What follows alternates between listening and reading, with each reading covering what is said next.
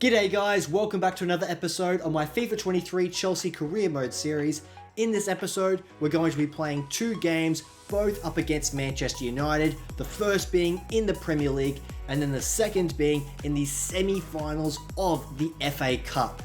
And then we look to the future where we will be having a huge game in the Champions League up against Paris Saint-Germain, and that is going to be a very important game in the context of our season, so there might be some rotation in that FA Cup game so that we are fully fit and prepared to go up against a very formidable side. Now, the big headline coming out of the game in real life against Nottingham Forest is of course the 2-2 draw, the underwhelming performance yet again.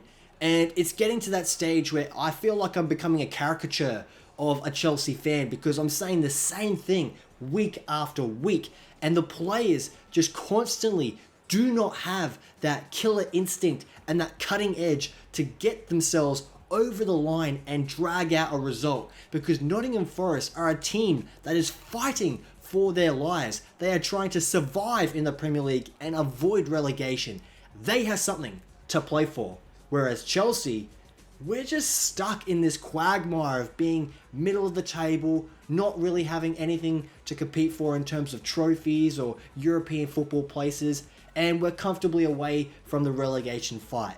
So we've got nothing to really go for. So the players are just in this state of mind where they're just going through the motions and cruising to the finish line. And I feel sorry for Lampard because you can prepare the team as best as possible, but when you send them out, it's the players that have to execute their roles.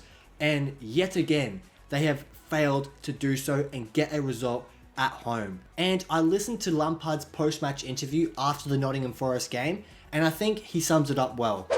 It's what we need across the top end of the pitch. You know, Raheem, as I say, has done it and he produced it again. But if you're going to win games when you have 76% possession, you need to be killers at the top end of the pitch. And Raheem's proven to be that. At the moment, we don't have enough of that. When Tuchel was at the helm, he signed a lot of players that were essentially like-for-like replacements for the players that we lost, such as Christensen and Rudiger and Alonso, bringing in the likes of Fofana, Koulibaly, and Cucurella, of course. And one of the players that we signed that was going to be our striking option up top was going to be Aubameyang. And this is a player that had a proven track record of being a clinical goal scorer and had also a previous relationship with Thomas Tuchel in his early days at Dortmund. So Aubameyang as our main striking option made sense. But now that Thomas Tuchel was given the boot out the door and Todd Boehly decided to completely change tactics and reinvest in Graham Potter and a bunch of young players, Aubameyang's just been sort of lost in the chaos that has been the Chelsea Football Club. And it's so frustrating because Aubameyang was so clearly a Thomas Tuchel signing, despite all the other Todd Boehly shenanigans going on behind the scenes. And it's frustrating because if we cast our minds back and remember, around this time, Cristiano Ronaldo was rumoured to be leaving Manchester United, and he was going to be on the market and could have gone to the Chelsea Football Club. And Tuchel, I think, said no. He's not the right fit for the way I want to play. He's too old or whatever the reasons might have been. But we're not getting Ronaldo. I want Aubameyang instead. And casting our mind back, if Todd Boehly decided, no, let's get Ronaldo, let's invest and convince him to come to the Blues, to come to Stamford Bridge, I think, again, retroactively, casting our mind back and into this imaginary fantasy that I'm concocting here, I think Ronaldo might have been the solution to all of our problems this season. The reason that I say that is because one of our greatest weaknesses throughout this season has been our ability to score goals, to have that killer instinct in the final third. Because when you look at our stats, we've actually got one of the best defensive records in the Premier League this season, and our goal difference is horrendous because we just haven't been able to score that many goals. So if we did bring in Ronaldo to be our striker for this season, I think he would have been the perfect solution. And I've talked about this in previous episodes when it was more relevant in the news. But Ronaldo is a player that is, can run at defenders, drive into those spaces, but can also come short and be a target man of sorts. And he's good in the air. He's a good poacher. He's all the things that Chelsea is sorely lacking right now. And the fact that we've had to constantly rely on Kai Havertz, who is a hybrid false nine of sorts, but hasn't done that role very well because he hasn't got the return on investment in terms of goals. Aubameyang has hardly played at all for Chelsea, and David Datro Fofana, since he's been signed, I haven't seen him barely at all. So we've got options, and yet none of them have been able to get consistency in the starting 11. And I think if Ronaldo did sign for this team, he would have been a player to be added to the dressing room that would have had the experience and the determination and the desire to push everyone around him to be elite footballers. And because at Manchester United, the dressing room was breaking down and the relationships he had with his teammates and the coaching staff was deteriorating, again, I think Ronaldo would have been able to spur a lot of the players in our Chelsea team, such as Mason Mount and players like Reece James and Ben Chilwell, and even players like João Felix, who he did sign as well, on loan of course. But a lot of those players, I think he would have been able to rally them and spur them on and be an option up top to be scoring these goals and creating options for us. So again, it's just one of those things. In hindsight, I would have loved to have signed Ronaldo, and I think he could have been the solution to a lot of our problems, because there's a lot of games we've played throughout the season when we've played good, we've created opportunities, especially under Graham Potter. There was a lot of games I thought, this is promising, but we just can't put the ball in the back of the net. And maybe Ronaldo could have been the man for us. I'd love to hear your thoughts down in the comments below, guys. I know I've asked for your opinions about Ronaldo stuff previously, but the reason I feel compelled to talk about it is not only because we're versing Ronaldo and Manchester United in this episode, but also there has been a few rumours circulating in the news that he might actually be leaving Al Nassr because he's not enjoying it as much. And obviously the quality of football over there is far less than what it is in Europe. But he has still been performing well, and he has been scoring goals. So even though he's in his older age and he's coming towards the end of his career, he's still an elite footballer in my opinion. And you'll look at players like Zlatan Ibrahimovic or a few others that I'm sure you guys can think of. There are so many top quality athletes now that can still perform at the highest level in their old age if they look after their bodies and they still have the mindset for it. So with that all being said, let's begin this game in the Premier League up against Manchester United. Here at Stamford Bridge, hopefully we can get the 3 points because we're starting to get some good performances under our belt in the games that we're playing here, because we had some truly shocking results in the middle of the year, hence our poor standings in the league table. But we are obviously still competing for the Champions League and for the FA Cup. 2 trophies that I desperately want to win. And if we can, that would mean we've won 3 out of the 4 possible trophies this season. So I'd be happy with that.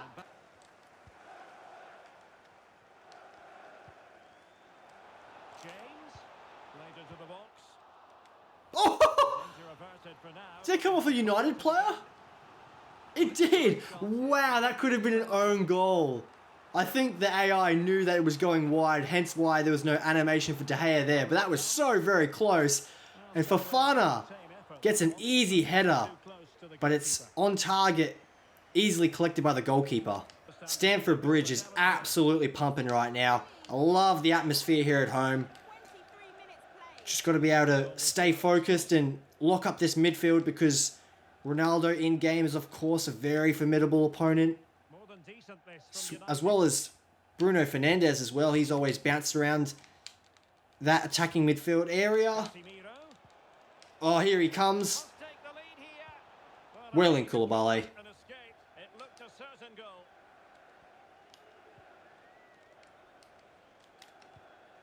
Aubameyang's in. Oh, he's offside. Oh, good save there by Mendy, who had an absolutely shocking performance up against Nottingham Forest. First goal, completely his fault. Second goal, You know, coming from a throw-in, difficult to defend, of course. You know, defenders and midfielders probably should have dealt with it before he got anywhere near him, but as soon as that header came anywhere close to him, should have done better. Should have had better reflexes, and the fact that it went just past him anyway, and he didn't even get a touch on it, very disappointing. Very disappointing by Mendy in real life, especially because it's his first game back after injury, and you know, trying to work his way back into the team with Kepa putting in so many good performances. But I don't know, just very disappointing by Edouard Mendy. And Bellingham. Ronaldo. United looking to forge ahead. Let's see if the corner. Oh, corner here. Played over. That's a good ball in. Excellent defending there. Oh, I thought that was going to be an easy goal for United then. Given away by Manchester United. Get rid of that. And the halftime whistle goes. A few nervy moments, but overall a pretty boring first half here at Stamford Bridge. Hopefully the second half we can actually get some more creative football going in the attacking third.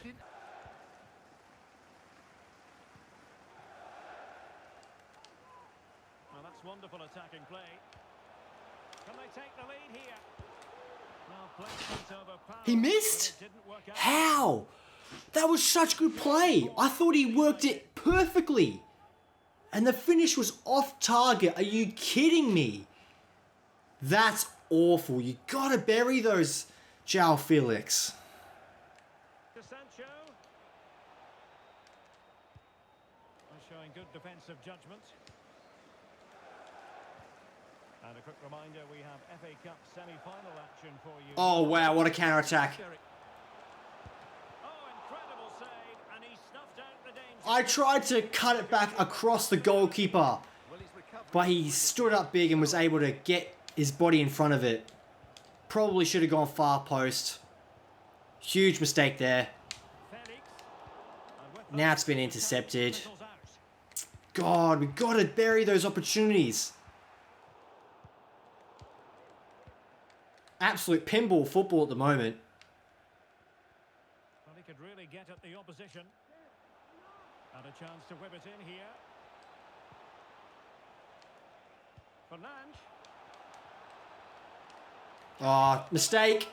And Mendy covers his near stick. The goalkeeper comes through. Here comes a corner. To the keeper, but surely he should have scored there. That's a big, big chance. Well, he failed to get it away properly. And gobbled up with ease by Oh, indeed, he did gobble it up, thankfully. Sancho now. Still pushing for that goal that would see them fall. Oh, what a pass. Ronaldo! What a save! Still possible Clear that shit out. Wow. in the nick of time. That was such good play and we were lucky to get away with it. Pass. And Mendy on the front foot there came out like an absolute steam train. Pulled one back with 76 minutes on the clock. Thanks for the update, Alex. That needs an accurate cross. Well, not clear. Someone get onto it. Oh, so close, and yet again we just can't find the right pass to hit someone on their feet or on their head. Still pushing for what could be a winner. James. He's played it over to the near post. Oh, soft, tame effort again. He's got to finish that. Casemiro.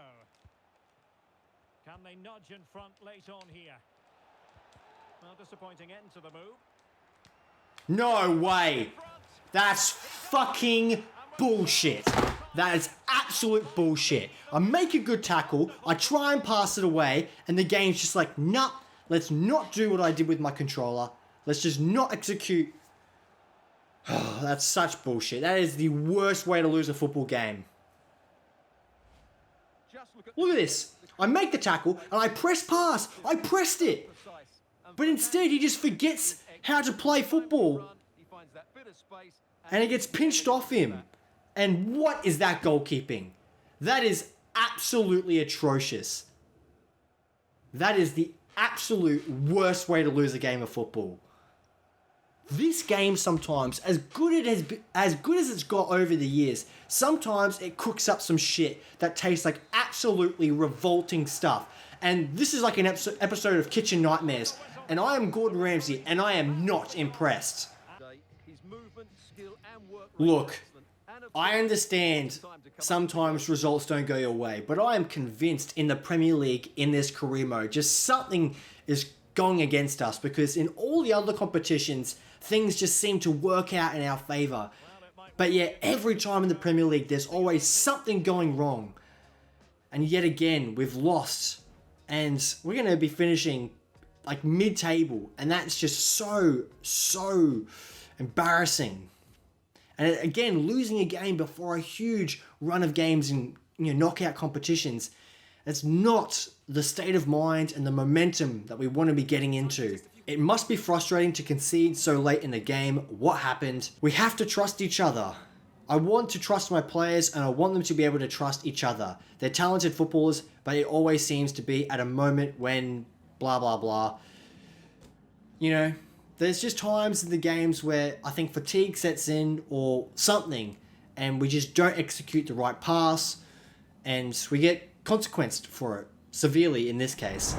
Considering how few opportunities we created in the previous game and how boring it was in the midfield, I think a change of shape and a few personnel changes is going to be what's key to getting a result in this FA Cup game here.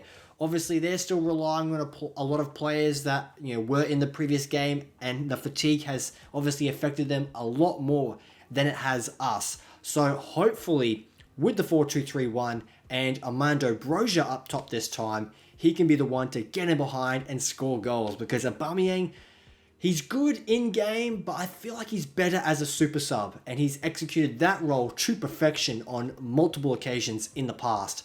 So hopefully I can make use of it in this game. Now, I'm sure many of you Chelsea fans have, of course, seen the news that's been circulating, because Fabrizio Romano and many other news outlets have reported that Mauricio Pochettino has signed a contract to be the new Chelsea manager.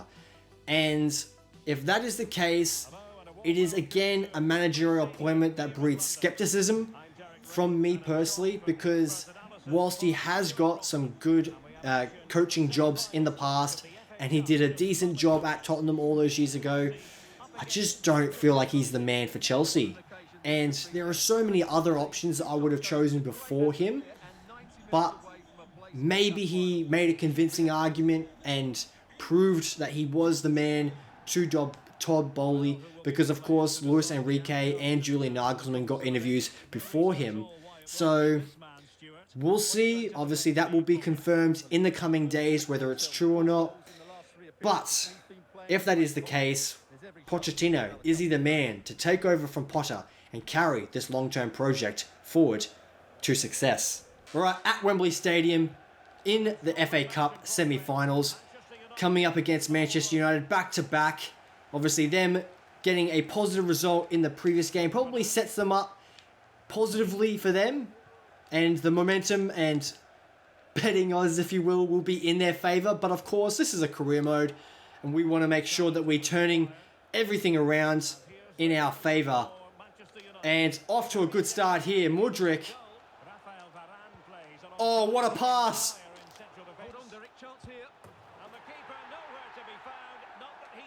What a goal! That was incredible. The change of shape just allows the players in this team to get the best out of him, I feel like. Mudryk driving at defenders, getting a good pass into João Felix, who is a cam, and Madueke coming in from the right side, getting into the right spot at the right time. But it all started from that great play by Armando Broja, and we have got an early goal here in the semi-final. And if I had to choose which game we would win in the Premier League or in the FA Cup against this team, it's definitely going to be this game. Knockout football is what Chelsea play for, and we're up in the 5th minute thanks to a Noni Madueke goal. Come on lads, let's push on.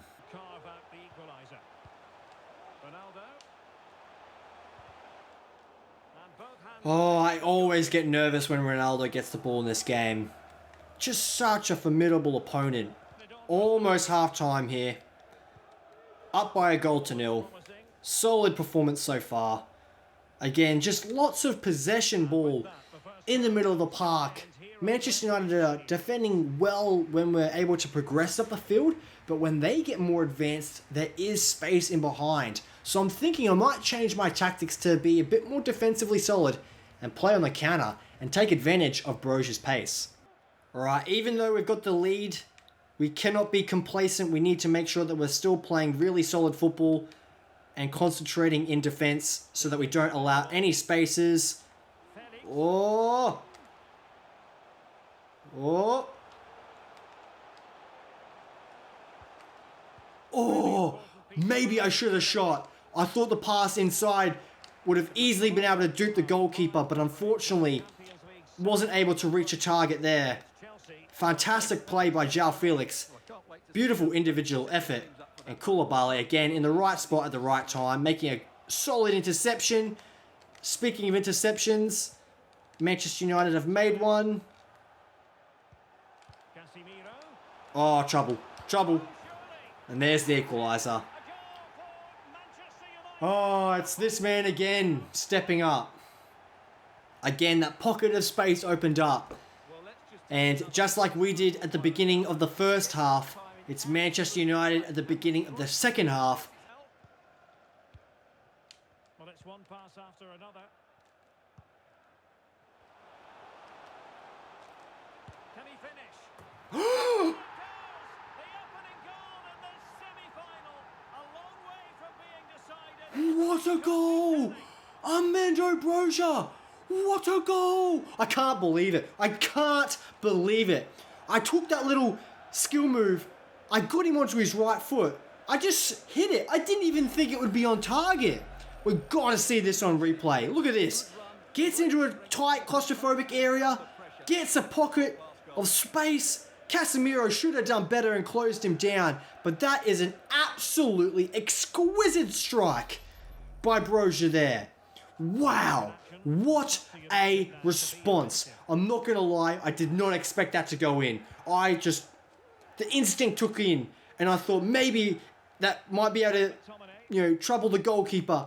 I'm speechless here, guys. I can't believe we've taken back the lead in those circumstances, and that is absolutely incredible here. All right, now we need to concentrate and focus on defending because the dial is just going to get switched just that extra notch because... Oh, wow. Okay, this game is heating up here. Wow. Okay. We're going to have to completely change our mentality here because Manchester United will not go down without a fight. And that is, again, a good pass into a central area and a powerful shot that Mendy had absolutely no chance of stopping there. Oh, wow. What a save. Almost a very quick response again to put them into the lead. And a corner has been afforded to the Red Devils. I don't want to be conceding here. Oh, it's such a good ball into a dangerous area. And thankfully, I think it was Chilwell on the line clearing it away because Mendy not able to get his hands to it. Let's get it back out to Chilwell here on the left wing back side. And that's a terrible, terrible pass. Plenty of forward momentum here, but can they produce? Oh, we're going to concede another corner. Alright, time to make some substitutions, I feel like. We're getting a few tired bodies, I think. I'm actually going to get Mason Mount onto the right side, I think. I think we'll get Gallagher into the centre of the park for Fernandes. And do we bring on Aubameyang? Broja has been playing so very well so far. The fitness is basically the same. But I think, again, Aubameyang coming on as a sub might be the one to get us a result. So let's go with those three changes as of now. Making substitutions at a corner is obviously never ideal. As you get people into position, get used to the game. Oh no. Who scored that? Was that Bellingham? Oh, the Manchester United signing in the career mode has come up clutch and got them into the lead at the Chelsea end. 3-2 in favour of Manchester United. This is not good. I do not want to be getting knocked out in this fashion. And before the substitutions can make any sort of impact, we've gone behind. Decent position this for United to find themselves in. McTominay. Oh, we've been caught on the overlap again. Backheel pass. So much flair and creative ability at Manchester United's disposal, and they are just picking us apart. James. Oh, we're in trouble now. The press has caught us out. Shit pass, though. Here we go. Come on. Chilwell's in there. Well, Can we get Aubameyang in? We can. on the eye. Good touch. Can they put it away? No! What a block! The fridge has got in the way and made a huge block there. Wow. Felix had to lift that in the air to get it past him. Wow. Let's go in short to Mount. Got a short one here. Into Mudryk. Whip it in. That's not who I wanted it to go to. I wanted it to go in the air to the back stick. Contact was never right. Oh, come on. 5 minutes left to go. And a good challenge to bring that attack to an end. Well, the action is going to continue for a while yet. We will have... Come on, Chelsea. 4 minutes. Don't get sloppy. Don't get picked apart. Gotta land these tackles. No! Come on. Someone get there. Counter attack. McTominay. Oh, we're absolute shambles in defense here. And on to Bellingham. Just the challenge that was required. Come on. No, we've run out of time. Full time, and Manchester United go marching on to the final. Oh, it's so tedious. Really, they should have won this game more comfortably because their forward play was excellent. We They started off showed so veteran, positively, something they would need to address and in yet the final. somehow in the second half, Manchester United have pulled something out of the ether Well, that was an average performance and by him and his team. come back from behind and won this game 3-2. And that is incredibly painful because losing in the Premier League was one thing, but losing when you're so close to a cup final, oh man. Well, as you can see there, Aston Villa somehow beat Manchester City, and it will be a Manchester United Aston Villa FA Cup final at Wembley, which is so frustrating because if we did make it to the final, I do confidently believe we would have been able to beat Aston Villa and get a result, maybe win another trophy. But unfortunately, we have failed and failed miserably. And Manchester United have won both games in this episode and caused an absolutely depressing feeling truly inside of me because I'm disappointed. We've been knocked out of the FA Cup and again continue to underperform in the Premier League. So now the Champions League is our last opportunity to gain silverware. And if we can finish the season with a Champions League final win, I will consider it a success of sorts. But again, so many underwhelming aspects in this career mode season. And again, it's not good enough for the Chelsea Football Club. Let me know your thoughts about everything that was discussed in this episode, especially about Cristiano Ronaldo. Was he the right man to join our team? Thanks so much for watching. I'll catch you in the next episode.